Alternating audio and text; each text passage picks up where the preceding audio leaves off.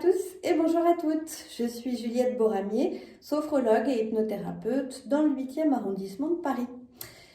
Je vous avais déjà fait un premier épisode il y a un mois à peu près pour vous présenter un exercice de sophrologie à emporter et on avait vu ensemble comment mieux gérer son stress avec une respiration qui s'appelle le soufflet thoracique et qui permet réellement de prendre conscience de sa respiration haute.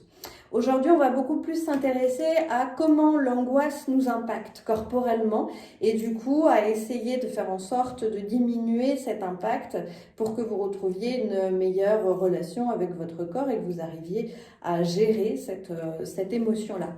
Alors, l'angoisse, c'est vraiment une émotion qui va en général vous faire ruminer et qui va se répercuter sur votre partie abdominale. C'est pour ça qu'on va apprendre à respirer avec toute cette partie-là aujourd'hui, que vous puissiez retrouver des sensations apaisantes. On sait qu'aujourd'hui, par exemple, l'angoisse peut provoquer le syndrome du côlon irritable. Donc, on a vraiment fait le lien entre l'émotionnel et le corporel.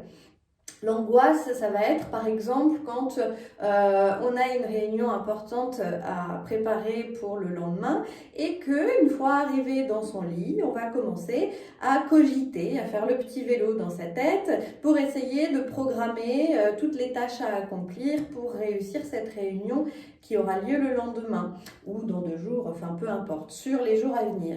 On va donc être dans une anticipation assez négative, on va se rappeler de tout ce qu'on a oublié de faire, on va être vraiment attaché à tous les points négatifs qui pourraient se passer durant cette journée angoissante.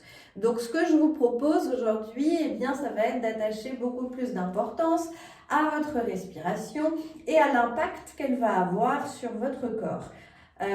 Vous allez donc pouvoir vous installer toujours dans cette position, c'est-à-dire les 2 pieds parallèles écartés de la largeur du bassin. Il faut vraiment que vous sentiez cette position d'ancrage qu'on avait déjà vue lors du dernier exercice que je vous avais présenté pour la gestion du stress.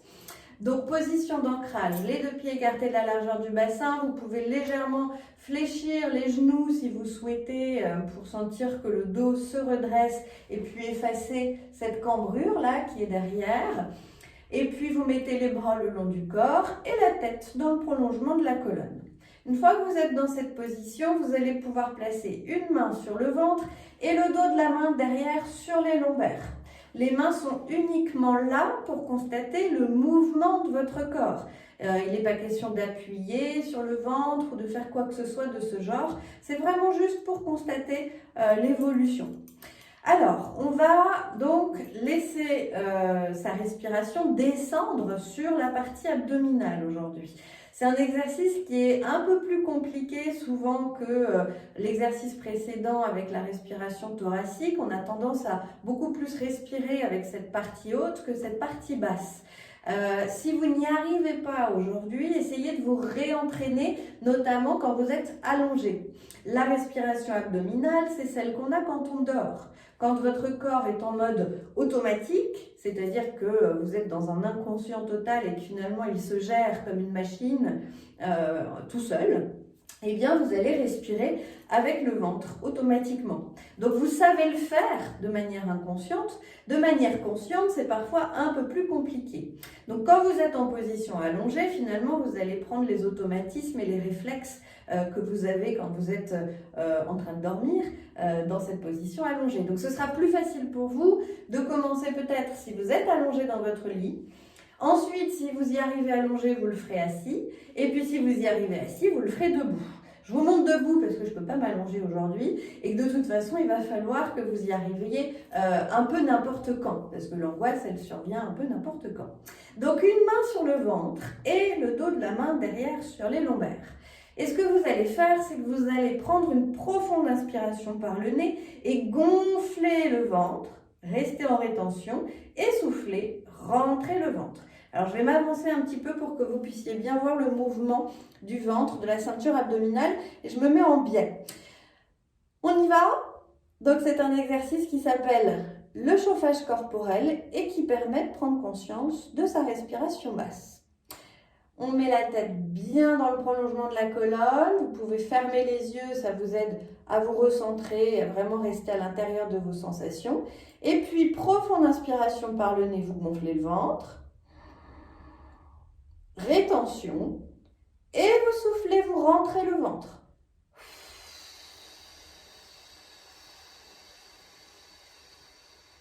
Voilà. Et vous allez encore une fois au bout de votre expiration. Donc là, vous voyez que la partie thoracique n'a absolument pas bougé et que c'est vraiment la partie abdominale qui se gonfle et qui se dégonfle. On va le refaire une deuxième fois. Vous remettez la tête bien droite, si ce n'était pas le cas, vous fermez les yeux. Profonde inspiration par le nez, vous gonflez le ventre. Rétention et vous soufflez, vous rentrez. Et vous pouvez peut-être essayer de constater la différence de sensation entre la respiration haute et la respiration basse. Peut-être que vous pouvez voir les similitudes et puis au contraire ce qui n'est pas pareil, les différences. On va le faire une dernière fois. Je vous laisse le faire à votre rythme.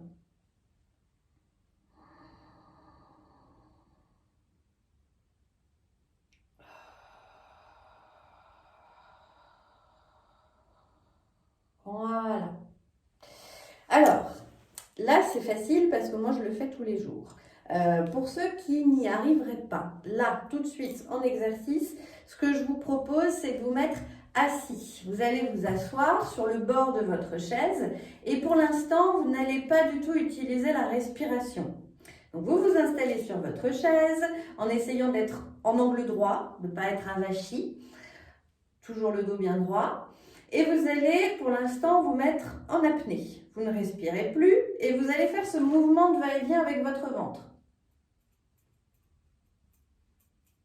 Un peu comme si vous faisiez la danse du ventre.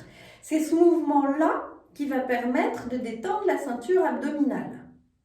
Maintenant, une fois que vous avez compris ce mouvement, vous allez pouvoir inspirer par le nez et gonfler. Vraiment comme si vous faisiez gonfler un ballon dans votre ventre. Donc, vous inspirez par le nez et vous gonflez le ballon.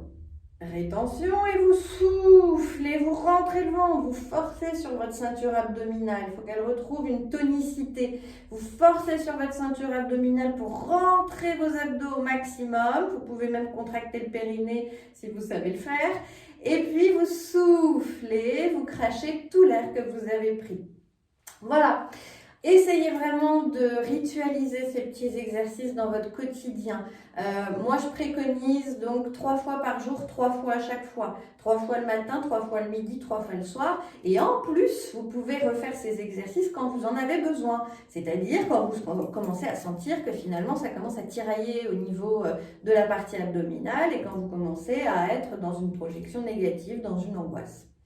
Voilà, j'espère que ce petit exercice vous a plu, que vous allez pouvoir le refaire dans votre quotidien. Et puis, je vous dis à dans un mois pour un nouvel exercice de sophrologie à emporter. À bientôt!